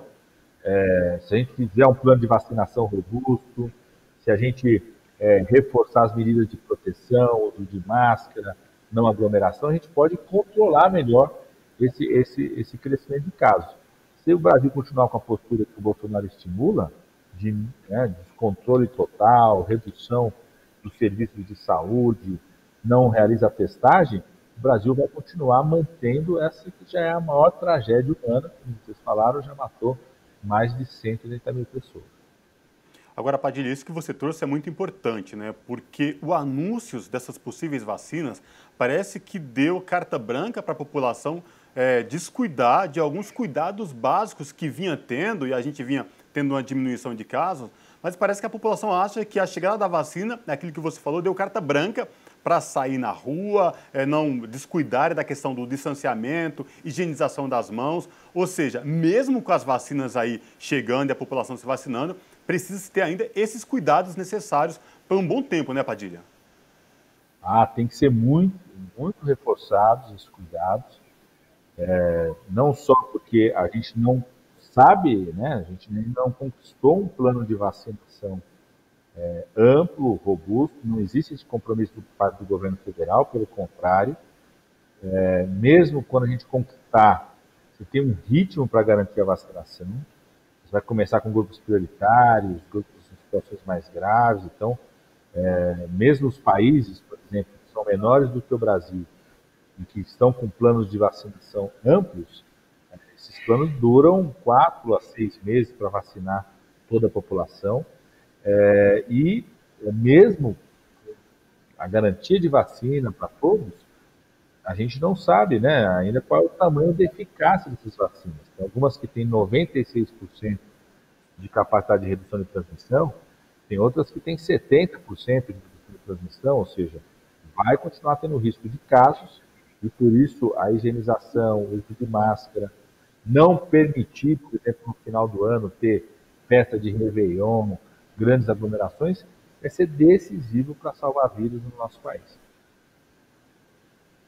Padilha, agora a gente conversou aqui sobre a importância, né, do SUS, mas como que você vê os desafios do Sistema Único de Saúde num Brasil pós-pandemia, com a chamada demanda reprimida, né, com o aumento na demanda dos exames, tem também a questão do desemprego, muitas famílias perderam aí seus trabalhos, seus postos de trabalho, perderam seus convênios, e tem também as possíveis sequelas que vão ficar aí nos pacientes que resistiram ao vírus, né? Todos esses problemas, eles vão surgir num Brasil bem difícil economicamente, né? A gente tem também, né, o teto de gastos que vai acabar aí reduzindo os repasses, né, à saúde pública, enfim. Como é que você vê esses desafios do Sistema Único de Saúde num Brasil pós-pandemia? Primeiro que a gente precisa fortalecer o SUS até para construir a pós-pandemia, né? Sem SUS forte, sem um SUS mais forte, um SUS com recursos para poder vacinar todo mundo, ampliar a testagem, a gente não consegue superar a pandemia. Então, em primeiro lugar, é muito importante o SUS mais forte para isso. Por isso que o desafio imediato, eu diria, é não permitir que o Bolsonaro retire 22% do orçamento como ele quer fazer. Nós não podemos permitir a retirada desses recursos. O Conselho Nacional de Saúde está fazendo uma grande campanha, colhendo assinaturas, porque está sendo chamado do piso emergencial da saúde, ou seja, manter para o ano que vem, pelo menos, o mesmo recurso atual do Ministério da Saúde, que a gente acrescentou lá no Congresso Nacional, cerca de 40 bilhões de reais para o Ministério da Saúde, já para a gente enfrentar a pandemia. Porque a gente precisa, de um lado, manter os serviços abertos, como vocês falaram, manter os leitos por aberto, ampliar a testagem, ter recursos para vacinar todo mundo e, ao mesmo tempo, se preparar para atender essa demanda que foi represada, como você falou, né, de exames que não foram realizados. Quem não realizou o exame para o controle do câncer esse ano, para você ter uma ideia, nós fizemos até outubro 72% a menos de mamografias. Quando for realizar no que vem, nos próximos anos, pode ter um risco de ter um diagnóstico mais avançado, isso ser um custo maior, inclusive, para o sistema de saúde. Cirurgias eletivas, teve que adiar a cirurgia esse ano, vai pressionar no que vem. Problema de saúde mental, como vocês falaram, aumenta muito o impacto sobre a saúde mental. Situações de exames de controle que não foram realizados. Então, a tendência de uma pressão ainda maior para o sistema de saúde no próximo ano, e por isso a gente tem um desafio imediato, que é não deixar retirarem R$1 do orçamento atual do Ministério da Saúde. Padilha, para finalizar, vou te pedir uma mensagem aí que você possa deixar para os nossos telespectadores aqui da TVT e também ouvintes da Brasil Atual quanto aos cuidados deste final de ano. A gente entende que as pessoas estão cansadas, mas infelizmente o vírus não está cansado dessas pessoas. Queria que você deixasse uma mensagem, por favor. Eu acho que o nosso desafio é superar esse Natal para a gente ter outros natais vivos. A única vacina que nós temos disponível, reconhecidamente eficaz nesse momento, é a proteção, é a higienização, é o cuidado, cada um cuidando de si, mas cuidando de quem ama, do mais próximo, dos seus familiares, né? Então vai ser um Natal diferente, não vale a pena a gente se juntar todo mundo, se aglomerar nesse Natal, e a gente chorar os próximos natais porque alguém com quem a gente esteve junto se aglomerou, infelizmente se infectou pela Covid-19 e perdeu a vida. Então é um Natal, um Ano Novo que a gente precisa estar preparado para ser algo que a gente não possa ter uma atitude responsável, nós se cuidando, não se aglomerando, para que a gente possa comemorar outros natais nos próximos anos. Perfeito. Padilha, muito obrigado pelos esclarecimentos, essa mensagem que você trouxe aí para os nossos telespectadores e ouvintes da Brasil Atual. Cuide-se, espero falar contigo numa próxima oportunidade. Abraço. Um grande abraço para vocês, foi uma honra poder conversar com a nossa revista Brasil TVT. Pessoal, falamos aqui com o Alexandre Padilha, que é deputado federal, médico sanitarista, que também foi ex-ministro ministro da Saúde, aliás, no governo da presidenta Dilma Rousseff. E olha só, pessoal, agora a gente chegou no nosso momento cultural aqui no Revista Brasil TVT. E, como todos já estão acostumados, né, o nosso momento cultural é com o Colibri na Quarentena. Hoje, ele conversa com a cantora Tássia Reis. Confere só. Olá, pessoal da Revista Brasil TVT, salve, salve! Estamos aqui na quarentena com mais de 190 programas, ouvindo artistas de todas as áreas, cinema, teatro, literatura, circo e, sobretudo, música. Nós acompanhamos as alternativas de trabalho nesses tempos de pandemia, as lives, lançamentos e, principalmente, as ações sociais de solidariedade. Hoje vamos apresentar a cantora e compositora Tássia Reis. Ela está lançando um novo disco chamado Próspera. E nesse novo trabalho, a Tássia quer entreter e usar a arte como um meio de questionamento e transformação. Ela falou sobre preconceito, saúde e política e contou como nasceu seu interesse por palavras, que a fizeram uma rapper ainda pequena lá na cidade de Jacareí. O programa Colibri na Quarentena, como você sabe, vai para o ar de segunda a sexta, ao meio-dia na Rádio Brasil Atual 98,9 FM. Aqui em São Paulo, e também no YouTube da TVT. Um abração a todos e roda, uau, uau, uau, roda! Então, eu acho que assim, esse interesse por palavras e foi uma curiosidade que nasceu bem antes, assim, né? Bem novinha. Eu me lembro de, na escola, ter o contato com os livros didáticos, e na parte de literatura, eu ficava sempre muito interessada. Então, eu sempre pulava para lá para ler o que tinha lá, os autores, para entender as escolas literárias e tudo mais. Então, eu gostava muito, me dava muito bem, sempre escrevi muito bem, redação, essas coisas assim. Num dado momento, eu comecei a fazer poesia.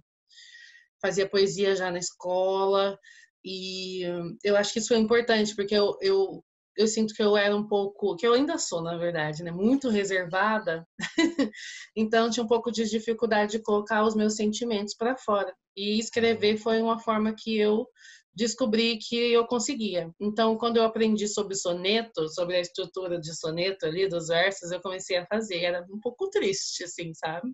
Meio Augusto dos Anjos, sabe? Bem melancólica. Mas isso foi interessante. Quando eu comecei a fazer aula de dança, no lugar que eu fazia aula de dança, depois, na verdade, uns 2 anos depois, porque eu fiz muitos anos, né? Fiz 7 anos de dança. E acho que uns 2 anos depois que eu comecei, tinha aula de redação nesse mesmo espaço, né? Que era um centro da juventude, assim. E ali eu já escrevi umas poesias. Eu entrei justamente porque eu já gostava de escrever. E ali a minha professora, foi o aniversário dela. Era o aniversário da professora. A galera estava juntando dinheiro para comprar caixa de bombom para ela. Eu não tinha, eu era super duríssima, não tinha um centavo, né? Eu mal tinha dinheiro para ir até lá, inclusive. Eu ia muitas vezes a pé. Verdade, era longe da minha casa. Andava 1h20, mais ou menos. Eu ia a pé para lá. Às vezes, né? Quando não tinha passagem. E eu não tinha dinheiro. Eu falei pra galera, gente, eu não vou poder ajudar no presente, mas eu vou dar um presente meu. E foi uma coisa mais... Eu nunca imaginava, assim. Eu escrevi algumas poesias que eu tinha feito, botei numa cartinha e dei pra minha professora. Quando ela abriu na sala, o olho dela encheu de lágrimas, assim. Ela começou a chorar, ficou emocionada, que era um presente lindo e tal. Eu falei, nossa, mas eu não gastei um centavo, pensei comigo, né? Pra gente ver que algumas coisas, que o valor das coisas não está relacionado no preço, né? Nada a ver com dinheiro, né? Nem sempre, né? E aí ela foi para casa e tal. Na próxima aula ela voltou e ela foi o nome dela é Drica Faria. E ela foi a primeira pessoa que falou para mim assim: o que você está fazendo é música, tem ritmo nas palavras que você está colocando. Eu tinha acho que uns 17, 18 anos na época. E eu pensei, imagina, professora, fazer música, eu não toco nada, tipo, nunca fiz música na minha vida, como que eu vou fazer música, né? Mas eu acho que eu guardei aquela informação. E aí, depois de um ano e meio ou 2, que eu fui tentar fazer uma música que saiu agora que eu quero ver. Isso então, aí. Tem toda essa história aí. É legal.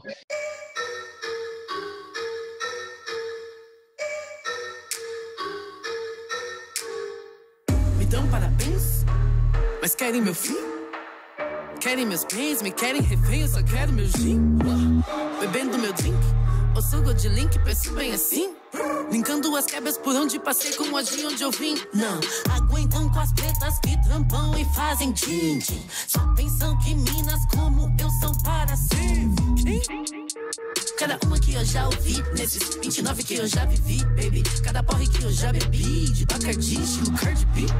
Cada uma que eu já ouvi, nesses 29 que eu já vivi, baby. Cada corre que eu vi, venci. Ouço conversa sobre bitcoins, minha mente diz Bitcoin, se o Fifitim resgatou milhões, eu garantindo de 1000, já é mato, morre. Dólar, euro, eu vou fazer dinheiro com aplicações. Olha que maneiro se o gueto inteiro receber milhões. Dólar, euro, pra buscar uns equipar tudo. Olha que eu nem tenho tempo, se eu puder dormir, já é mal glamour. Cada uma que eu já ouvi, nesses 29 que eu já vivi, baby. Cada porre que eu já bebi, de Bacardi, estilo Cardi B. Cada uma que eu já ouvi, nesses 29 que eu já vivi, baby. Cada corre que eu venci. Garota, você é famosa? Eu? Só anda toda bling bling.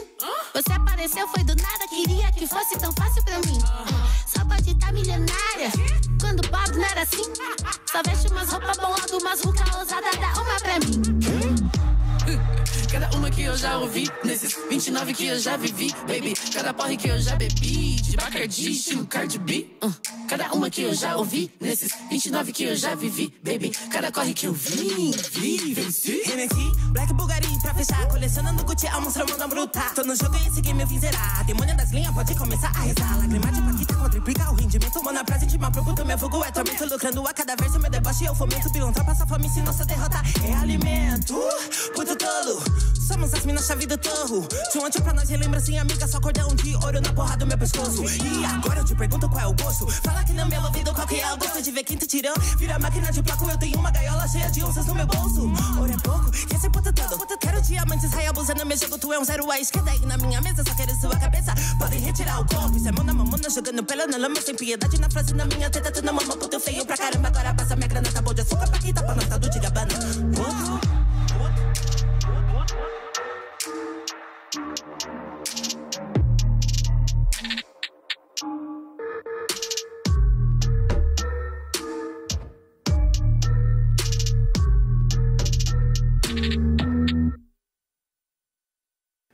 Pessoal, chegamos ao fim de mais um Revista Brasil TVT. Nama, obrigado pela parceria mais uma vez aqui comigo na apresentação do programa. Sempre um prazer ter a tua companhia. Obrigado. Cosmo, eu que agradeço. Muito obrigado. Foi um prazer dividir aqui, mesmo de casa, essa bancada com você, Cosmo. Pois é, pessoal. Olha só. A gente volta no próximo domingo, mas antes queria lembrar a todos que estão nos assistindo e ouvindo pela Rádio Brasil Atual que, gente, a pandemia não acabou. Cuidem-se, fiquem bem, se possível, fiquem em casa, mantenham o distanciamento social, lavem as mãos, porque logo vai passar. E quando tudo isso passar, a gente vai poder se abraçar, tá bom? Fiquem em paz, boa semana a todos. Até mais!